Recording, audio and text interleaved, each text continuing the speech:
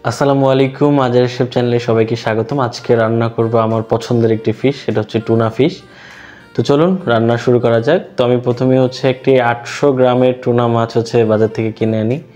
270 টাকা এরকম নিয়েছিল। তো ওইটা কেটে নিয়ে আসি আর কি। মাছটা ও খুব ছোট করে কেটে ফেলছে আর কি।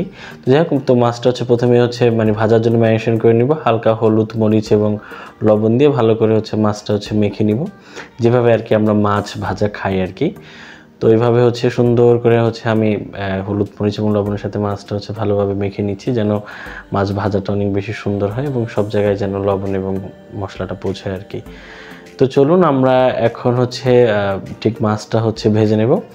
মাছ ভাজার জন্য আমি হচ্ছে একটু তেল নিয়ে নিয়েছি। তেলের মধ্যে হচ্ছে মাছের পিসগুলো হচ্ছে দিয়ে দিচ্ছি। টুনা মাছ হচ্ছে কাঁচা অবস্থায় অনেক বেশি নরম থাকে, এটা হচ্ছে ধরাই যায় না আর কি। তো ভাজার পরে আবার মাছটা শক্ত হয়ে যায় আর কি।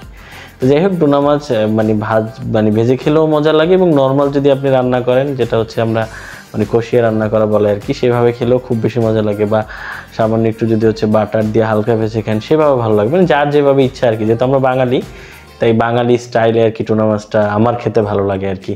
তো যাই হোক, মাছটা হচ্ছে একদম ভালো করে হচ্ছে একদম ভেজে নিব আর কি। তো মাছটা অলমোস্ট হচ্ছে দেখেন আমার ভাজা প্রায় শেষের দিকে হয়ে গিয়েছে। তো এইভাবে যখন মাছ ভাজার কালারটা চলে আসবে, তখন আমি আস্তে আস্তে হচ্ছে আমি আমার মাছ ভাজা একটা একটা করে হচ্ছে নামিয়ে নিব। তো মাছ ভাজা আমার প্রায় শেষ। দেখেন আমি সবগুলো মাছই আমি প্রায় সুন্দর করে হচ্ছে হালকা লাল করে ভেজে নিয়েছি। এখন হচ্ছে মূল রান্নার পালা। তো ওই কড়াইয়ের মধ্যে ঠিক যতটুকু তেল ছিল আর একটু সামান্য তেল দিয়ে এর মধ্যে হচ্ছে পেঁয়াজ, কাঁচামরিচ দিয়েছি। তো পেঁয়াজ কাঁচামরিচটা হালকা ভাজা ভাজা হলে এর প্রায় নরম হয়ে আসছে পেঁয়াজটা, এর মধ্যে হচ্ছে প্রথমে একটু লবণ দিয়ে নিচ্ছি। লবণ দেওয়ার পর মরিচের গুঁড়া, এবং মরিচের গুঁড়ার সাথে হচ্ছে একটু সামান্য আরেকটু হলুদের গুঁড়া দিয়ে নিচ্ছি।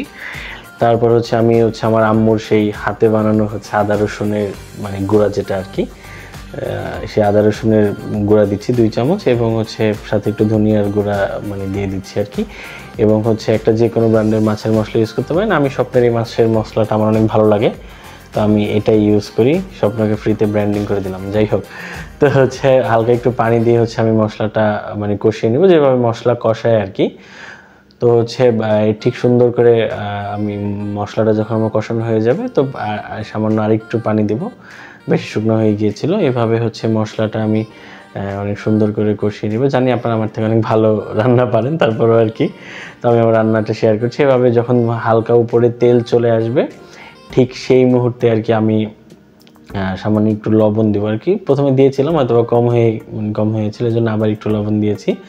তো আমার দেখেন মশলাটা কষানো শেষ। এই পর্যায়ে হচ্ছে আমি আমার যে ভেজে রাখা যে মাছগুলো ছিল, টুনা মাছ, সেটা হচ্ছে আমি দিয়ে দিব। তো এই মাছগুলো হচ্ছে ভালোভাবে দেওয়ার পরে এই মশলার সাথে হচ্ছে আমি হচ্ছে মাছগুলো হচ্ছে ভালো করে মিশিয়ে নিব, যেন প্রতিটা মাছের সাথেই যেন মশলাটা আর কি লেগে যায়। তো এই পর্যায়ে ঠিক আপনি একটু হালকা গরম পানি দিয়ে দিবেন। আপনি ঠিক যতটুকু ঝোল রাখতে চান আর কি, কারণ মশলাও কষানো হয়েছে, মাছও ভাজা আছে, ঠিক যতটুকু ঝোল আর কি রাখতে চাই। তো এইভাবে করে একটু ঢেকে দিব। দেখেন কালারটাও অলমোস্ট সুন্দর হয়েছে। বিশ্বাস করবেন না জানি না, রান্নাটা আমার অনেক মজা হয়েছে। মাঝে মাঝে নিজের কিছু রান্না নিজেরই ভালো লাগে আর কি, আর মাঝে মাঝে কোনোটা মুখেই দেওয়া যায় না। যাই হোক, তো প্রায় হচ্ছে আমার মাছ রান্নাটা হয়ে গেছে। দেখেন কালারটাও যথেষ্ট সুন্দর হয়েছে এবং দেখতেও ভালো লাগছে। তো এই পর্যায়ে হচ্ছে আমার রান্না প্রায় শেষের দিকে। আমি হালকা আরেকটু তারপরে রাখবো আর কি, সামান্য আরেকটু পানিটা একটু শুকিয়ে নেবো। দেখেন অলমোস্ট হচ্ছে এটা আমি আর কি ভুনা মতো করার চেষ্টা করেছি। তো প্রায় আমার টুনা মাছটা হয়ে গেছে। আপনারা যারা ব্যাচেলার আছেন, তারা হচ্ছে এই টুনা মাছটা অবশ্যই এভাবে রান্না করে খাবেন। টুনা মাছের দাম খুব একটা বেশি না। সামুদ্রিক মাছ আমাদের শরীরের জন্য অনেক উপকারী, আমাদের স্বাস্থ্যের জন্য। সবাই অবশ্যই বাসায় চেষ্টা করবেন।